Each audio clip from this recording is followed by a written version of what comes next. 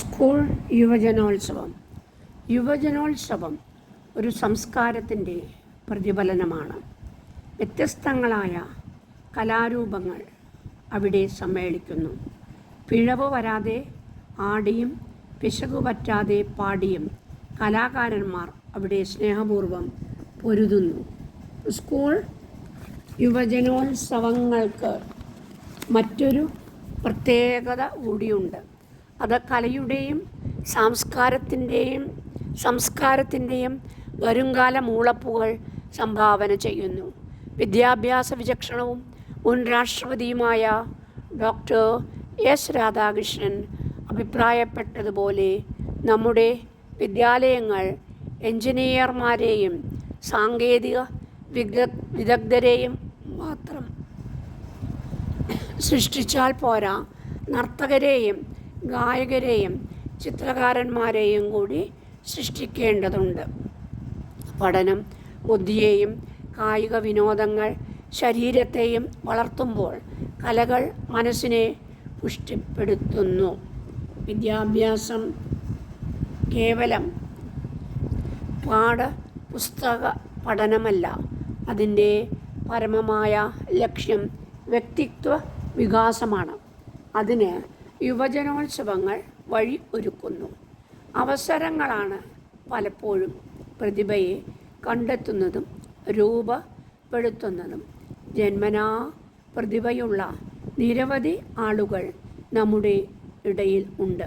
പക്ഷേ അവർക്ക് തന്നെ തങ്ങളുടെ കഴിവുകൾ കണ്ടെത്താനോ അത് പോഷിപ്പിക്കാനോ കഴിയാതെ പോകുന്നു. യുവജനോത്സവങ്ങൾ വിദ്യാലയങ്ങളിലെ അത്തരം പ്രതിഭകൾക്ക് തങ്ങളുടെ കഴിവുകൾ പ്രകടിപ്പിക്കുവാനും അവ വികസിപ്പിച്ച് എടുക്കുവാനുമുള്ള അവസരം ഒരുക്കുന്നു. സ്കൂൾ തലങ്ങളിൽ വർഷം തോറും ഒക്ടോബർ മാസത്തിലാണ് യുവജനോത്സവങ്ങൾ സംഘടിപ്പിക്കാറുള്ളത്. അവിടെ ഉയർന്ന നിലവാരം പുലർത്തുന്നവരെ ജില്ലാ യുവജനോത്സവങ്ങളിൽ പങ്കെടുപ്പിക്കും. കേരളത്തിലെ 31 വിദ്യാഭ്യാസ ജില്ലകളിൽ നിന്ന് ഇങ്ങനെ തിരഞ്ഞെടുക്കപ്പെടുന്ന പ്രതിഭകളാണ് സംസ്ഥാന യുവജനോത്സവത്തിൽ അണിനിരക്കുന്നത്.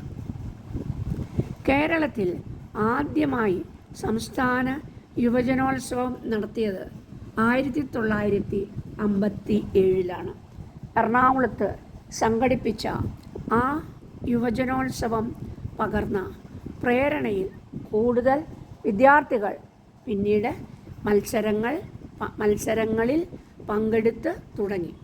എണ്ണത്തിലും ഗുണത്തിലും വമ്പിച്ച പുരോഗതിയുടെ യുവജനോത്സവം ഇന്നും തുടരുന്നു. ഏറ്റവും അധികം പോയിൻ്റ് നേടുന്ന സ്കൂളിന് ഏർപ്പെടുത്തിയിട്ടുള്ള സ്വർണ്ണക്കപ്പ്, ഏറ്റവും അധികം പോയിൻ്റുകൾ നേടുന്ന കുട്ടികൾക്ക് കലാതിലകം, കലാപ്രതിഭ ബഹുമതികൾ തുടങ്ങിയവ ഇന്ന് യുവജനോത്സവത്തിൻ്റെ മാറ്റു കൂട്ടുന്നു. ചില വ്യത്യാസങ്ങൾ ഈ അടുത്ത വർഷക്കാലം കേരളം മാറ്റി കുറിച്ചിട്ടുണ്ട്. നൃത്ത മത്സരങ്ങളാണ് യുവജനോത്സവത്തിൽ ഏറ്റവും അധികം. നാടോടി നൃത്തം, സമൂഹ നൃത്തം, മോഹിനിയാട്ടം, ഭരതനാട്യം, കുച്ചിപ്പുടി, തിരുവാതിരക്കളി, ഒപ്പന, മാർഗംകളി തുടങ്ങിയ ഇനങ്ങൾ ഇതിൽ ഉണ്ട്. കൂടാതെ കഥകളി, ഓട്ടംതുള്ളൽ, നാടകം, കഥാപ്രസംഗം, മിമിക്രി, മോണോ ആക്ട്, പ്രസംഗം, പദ്യപര്യായണം, അക്ഷരശ്ലോകം തുടങ്ങിയവ യുവജനോത്സവങ്ങളിൽ അവതരിപ്പിക്കപ്പെടുന്നു. ഗാന മത്സരങ്ങളിൽ ലളിതഗാനം, സമൂഹഗാനം, ദേശീയഗാനം, ശാസ്ത്രീയ സംഗീതം എന്നിവ ഉൾപ്പെടുത്തിയിരിക്കുന്നു. ഉപകരണ സംഗീതം, പാശ്ചാത്യവും പൗരസ്ത്യവും ഉണ്ട്. പുറമെ കഥാരചന, കാവ്യരചന, ചിത്രരചന, കാർട്ടൂൺ രചന തുടങ്ങിയവയിലും മത്സരങ്ങൾ നടത്തപ്പെടുന്നു.